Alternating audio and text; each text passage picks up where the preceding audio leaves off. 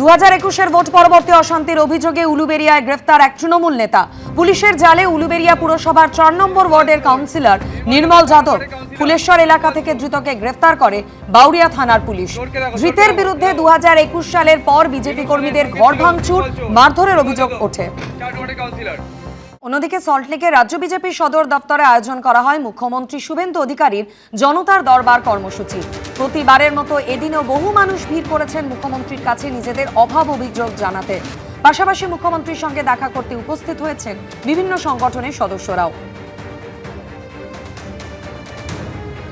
আমাদের সমস্যাটা হচ্ছে আমাদের 2021-এর পর যেখানে আমাদের ভালো হওয়ার কথা ছিল, কোভিড মহামারীকালে আমরা এক দিন 300 থেকে 350 ভ্যাকসিনেশন করেছিলাম। সেখানে আমরা দেখলাম যে আমাদের কোনো নাম নেই, মানে আমাদের কোনো অস্তিত্ব নেই, এফটিএস বলে কোনো কিছু নেই। এরপর দেখা গেল কি 2021-এর পরে কিছু মেয়ে নেওয়া হলো, সেই মেয়েদেরকে কি পোস্ট দেওয়া হলো সিএইচে, যেটা আমাদের হবার কথা ছিল, আমাদের উন্নীত করা উচিত ছিল। আমরা 6,500 টাকা বেতনে সমস্ত কাজ করে থাকি।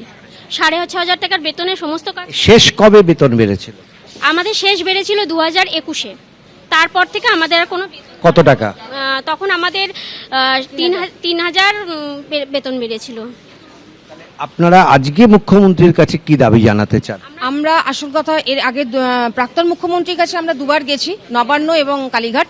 ওখানে আমরা দেখা করতে পারিনি। আমরা জানি যদি মুখ্যমন্ত্রী জানেন যে আমাদের জবটা কি, আমাদের কি কাজ, সেই জায়গা থেকে আমরা জানি যদি আমাদের কাছে মুখ্যমন্ত্রী কথাগুলো শোনেন তাহলে হয়তো বুঝতে পারবেন যে এফটিএসটার পদমর্যাদা বা দাবি হচ্ছে আমাদের এনইউএইচএম এর আন্ডারে করা হোক, আমাদের এনইউএইচএম এর অন্তর্গত করা হোক, আমাদের এটাই মেন দাবি। আমার ছেলে ডিউটিতে ফিরছিল, বর্ধমানে ডাক্তার ছিলেন, হাউস সার্জন, ডেন্টাল ডক্টর। রাস্তায় ওকে মেরে ফেলা হয়েছে আর বলা হয়েছে যে এটা রোড ট্রাফিক অ্যাক্সিডেন্ট।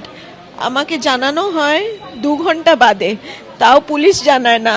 কো প্যাসেঞ্জারের মা যে শিলিগুড়িতে স্টেশন, আমাদের হাউসিং সোসাইটির সিকিউরিটির কাছে, যার নাম্বার অ্যাক্সেসিবল কারোর কাছে নাই, ইন্টারনাল পারপাসের জন্যই ওটা ইউজ করা হয়। পুলিশ আমাদের একটুও সাপোর্ট করেনি। আমাদেরকে স্পটে নিয়ে যাওয়া হয়েছে 7 দিন বাদে, রিপোর্ট এসছে 27 ডেজ বাদে।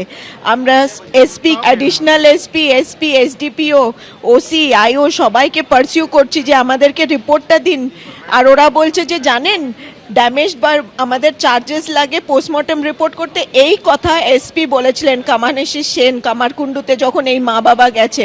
27 ডেজ বাদে আমাদের পোস্টমর্টম রিপোর্ট আসলো, যেটা খুব পাতি একটা রিপোর্ট। খালি এখানটা ইনজুরি, তাছাড়া অন্য বডিতে কোনো ইনজুরি নেই। এক thread culture. Bardhaman dental college, Abdul রব এমসি লিডার সব কিছু ম্যানেজ করে। জোর গলায় বলেছিল এখান থেকে পিন থেকে শুরু করে ডেন্টাল মেডিকেল কলেজের সব কিছু আমার আন্ডারে। ক্রাইম করে যাচ্ছে উইদাউট এনি ফিয়ার। সবার কাছে অ্যাপিল করেছি, আমার যাওয়ার কিছু হয়নি, কেন কি I know police is involve, party is involve, কার কাছে যাব? সব under the influence of TMC.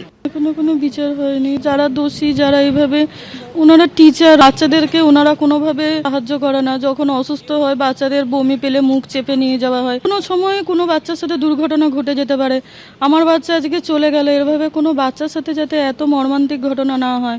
ওরা ছোট মানুষ, ওরা তো বলতে পারে না, ওদের তো সেই ক্ষমতা নেই। ব্রেনে অক্সিজেন না যাওয়ার কারণে তারপরে পড়ে গিয়ে মাথায় রক্ত জমে গেছে, এগুলো আমাদের কিচ্ছু জানানো হয়নি, কিচ্ছু বলা। যে ম্যাম ছিল ওই সময় গার্ডে, ওনাকে আমার হাজব্যান্ড ফোন করেছিল, কিন্তু উনি বললো না পড়ে যায়নি, কিচ্ছু হয়নি।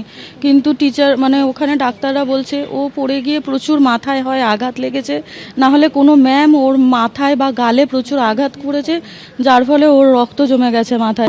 ক্লাস 2-এ কোনো প্রবলেম হয়নি, কিন্তু ক্লাস 1-এ যখন পড়তো এই কোঅর্ডিনেটর ম্যামই ওদের ক্লাস টিচার ছিলেন। ও তখন বলতো মা আমাকে ম্যাম খুব বকে, কেউ হয়তো দুষ্টুমি করতো, বলে ম্যামকে আমি বললেও ম্যাম শুনতে চায় না, উল্টে আমাকে ভয় দেখায়, টিফিন খেতে দেয় না। এমনকি ও ভয়েতে ক্লাস 1-এ যখন পড়তো অনেক সময় ও স্কুলে যেতে চাইতো না। এগুলো তো আমরা এতটা ভাবিনি।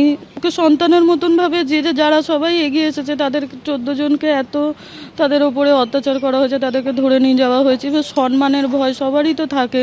মানে একজন সরকারের কাজ হচ্ছে মানুষের সেবা করা, মানুষকে যতটুকুনি পারে। এই যে দুয়ারে সরকার, বিভিন্ন নাম দিয়ে দুয়ারে সমাধান, দিদিকে বলো, এগুলো কোথায়? এতদিন এত বছর ধরে এইসব দিদিকে বলো দুয়ারে সমাধান হলে তাহলে আজকের ডেটে এত লোক থাকতো না। এবং উনি কোনোদিন কোনো সমাধান করেননি। মানুষকে লুট করেছে, সমাধানের নামে মানুষকে লুট চলেছে, নেতা নেত্রীরা লুট করেছে। এবং সেই জন্য আমাদের মুখ্যমন্ত্রী অন্যরকম, আজকে সামনাসামনি বসে প্রত্যেকের সঙ্গে আলাদা করে কথা বলছে, মানুষের কথা জানতে পারছে এবং মানুষের সমাধান করার চেষ্টা করছেন। আশা করি বহু মানুষ আমাদের মুখ্যমন্ত্রী থেকে আরও ফিউচারে উপকৃত হবে। এবিপি আনন্দ, এগিয়ে থাকে, এগিয়ে রাখে।